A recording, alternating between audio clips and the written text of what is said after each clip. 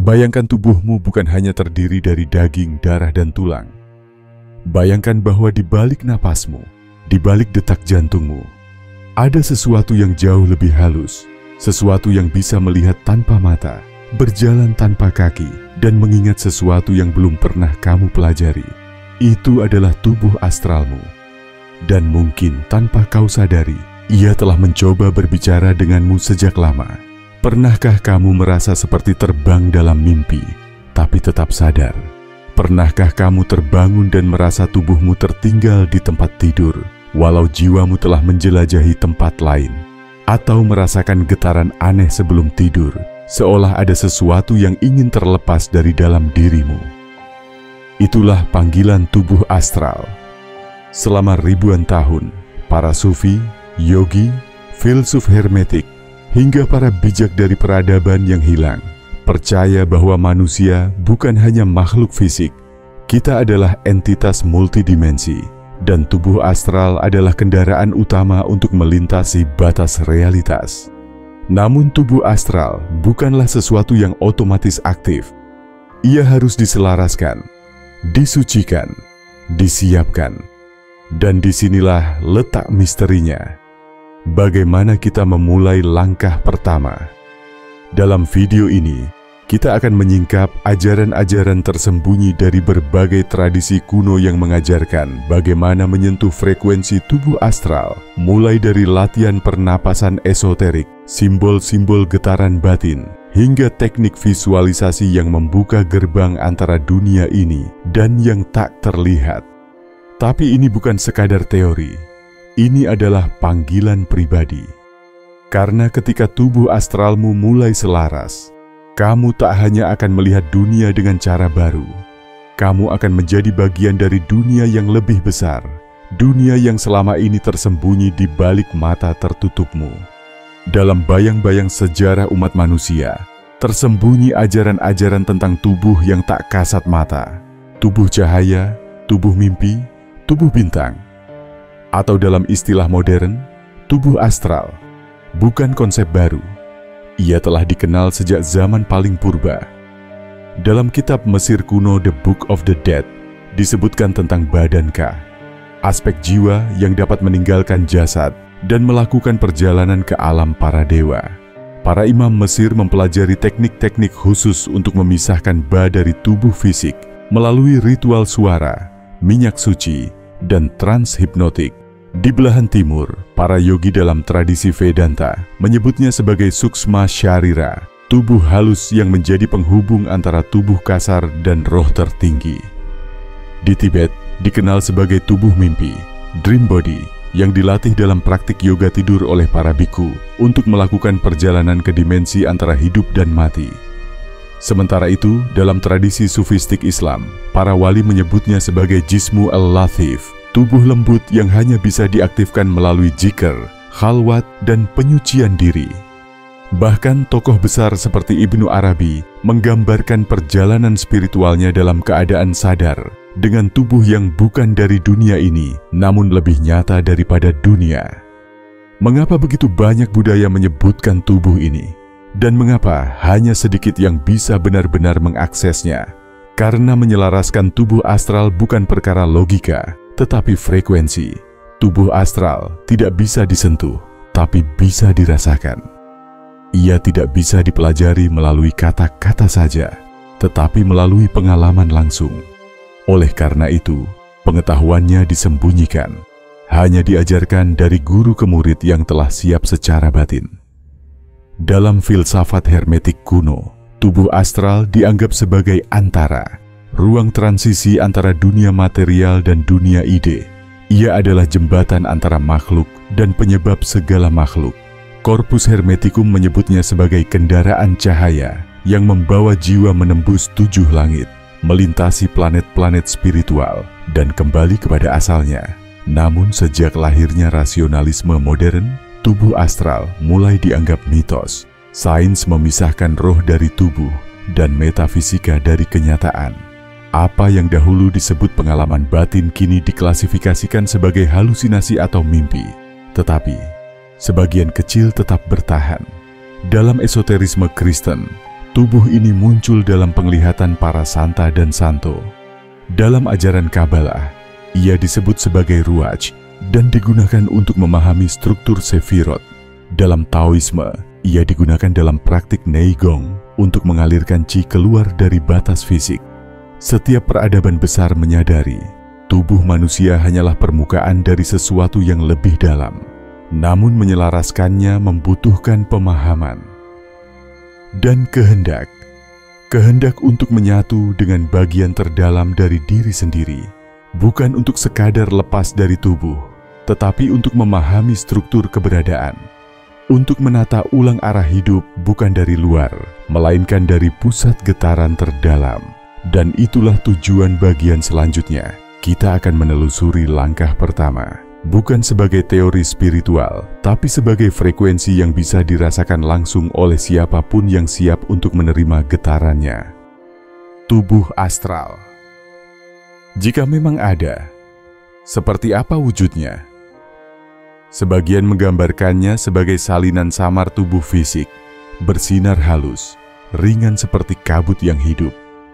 Dalam banyak tradisi, tubuh astral disebut sebagai citra cahaya, bentuk non-fisik yang menyerupai wujud kita, tetapi tidak terikat oleh materi.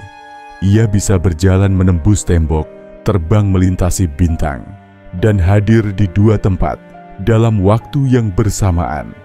Tapi kebenarannya jauh lebih rumit, karena tubuh astral tidak selalu memiliki bentuk tetap. Dalam teks-teks hermetik dan mistisisme timur, tubuh astral berubah-ubah mengikuti getaran batin kita. Bila seseorang dikuasai oleh ketakutan, tubuh astralnya menjadi gelap, rapuh, dan penuh retakan. Bila seseorang diselimuti oleh cinta, keikhlasan, dan keheningan batin, maka tubuh astralnya memancarkan sinar keemasan dan jernih seperti kristal. Tubuh astral bukan hanya kendaraan, ia adalah cermin dari keadaan jiwa kita saat ini. Inilah sebabnya banyak pelaku spiritual mengalami hal yang berbeda saat melakukan proyeksi astral. Beberapa melihat taman surgawi, beberapa tersesat di lorong gelap, dan sebagian bahkan mendengar suara-suara asing yang mengganggu karena tubuh astralnya belum selaras sepenuhnya. Satu hal yang penting untuk dipahami, tubuh astral tidak dapat dipaksakan. Ia hanya muncul saat tubuh, pikiran, dan niat berada dalam satu garis. Banyak mitos menyebut bahwa tubuh astral bisa keluar begitu saja dengan latihan teknis tertentu. Tapi ini adalah setengah kebenaran. Teknik tanpa kesiapan batin bisa menyebabkan perjalanan yang tidak terkendali, membuka diri pada entitas yang seharusnya belum diakses. Karena itu, dalam banyak sekolah esoterik, murid-murid tidak diajarkan teknik proyeksi secara langsung. Mereka terlebih dahulu diajarkan menyelaraskan getaran hidup mereka melalui makanan yang suci, ucapan yang dijaga, serta pikiran yang dibersihkan. Ada kisah menarik dari tradisi Sufi kuno. Seorang murid bertanya kepada gurunya, "Wahai Syekh, kapan aku bisa keluar dari tubuh ini dan menjelajah alam ruhani?" Sang guru menjawab, "Ketika engkau mampu diam dalam satu napas dan tak membawa dunia bersamamu." Itu artinya, perjalanan astral bukan tentang kabur dari dunia, tapi tentang hadir secara penuh, hingga tubuh kasar tak lagi menjadi penghalang, melainkan jembatan. Banyak orang salah sangka, mengira tubuh astral hanya milik segelintir yang terpilih. Padahal, setiap manusia memilikinya. Yang membedakan hanyalah sejauh mana kita selaras dengannya.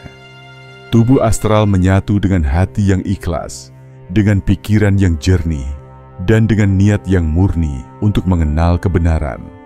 Bukan sekadar mencari pengalaman aneh. Namun, jika benar kita memiliki tubuh astral, dan jika ia memang bisa diselaraskan, bagaimana caranya? Apa latihan paling awal, paling sederhana, namun paling dalam, yang bisa dilakukan siapapun untuk mulai merasakan kehadirannya? Jawaban itu akan kita temukan bersama dalam bagian selanjutnya. Menyelaraskan tubuh astral tidak dimulai dari mantra rumit, tidak dari ritual besar, dan tidak pula dari pengalaman spektakuler.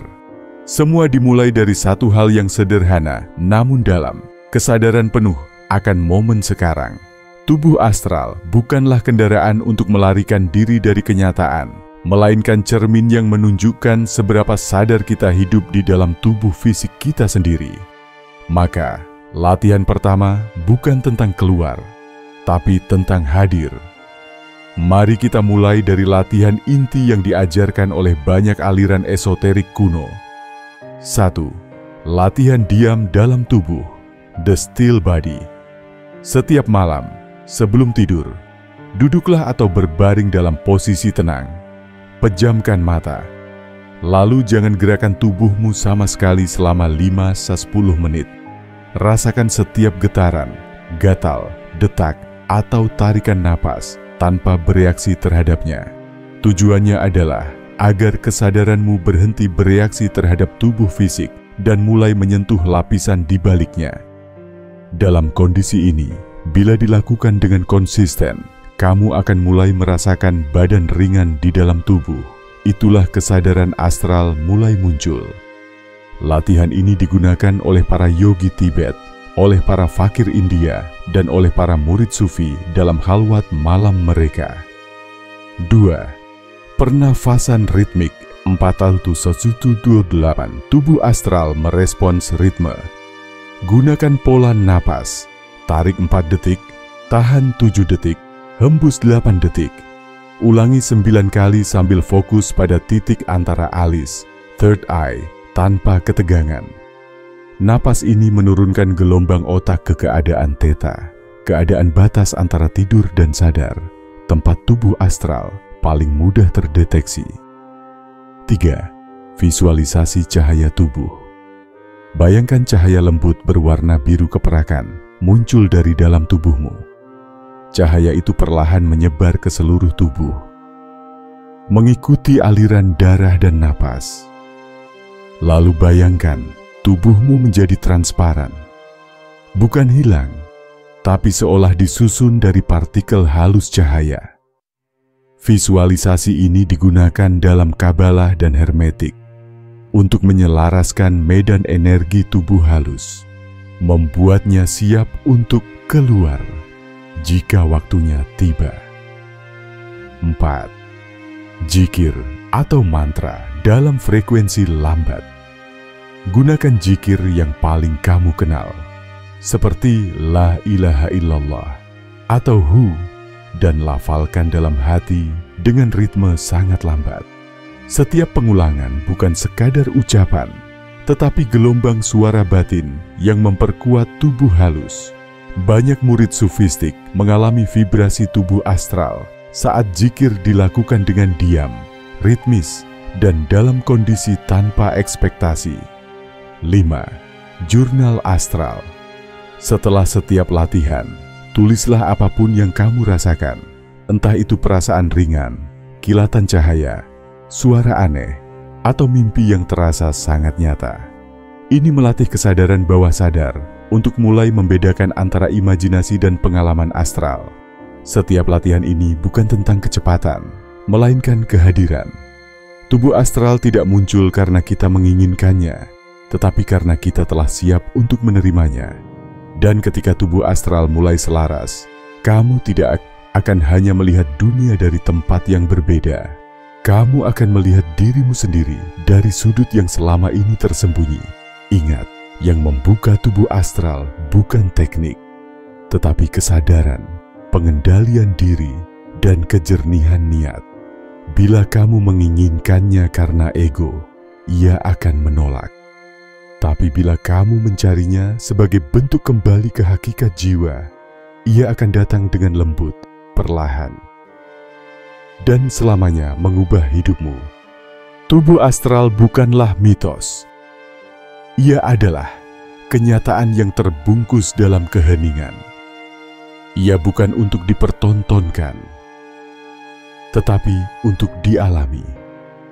Dan langkah pertama bukanlah tentang teknik yang kompleks atau pengetahuan yang sulit dijangkau.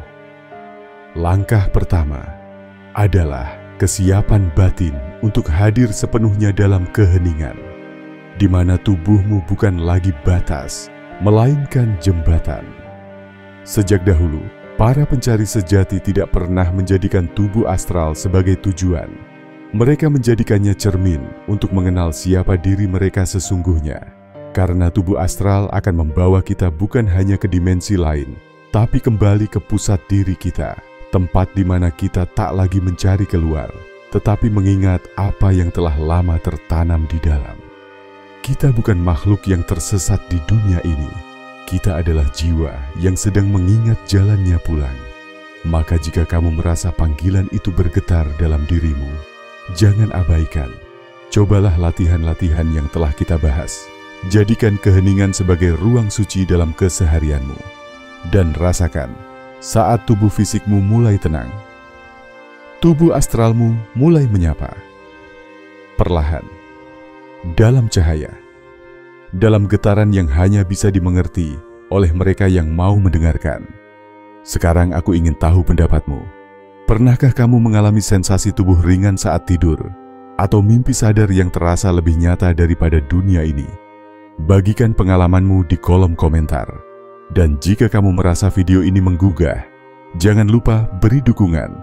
Karena setiap like dan subscribe dari kamu membantu kami membuka lebih banyak rahasia kuno bagi dunia modern. Sampai jumpa di perjalanan selanjutnya. Karena rahasia belum berakhir, ia baru saja dimulai.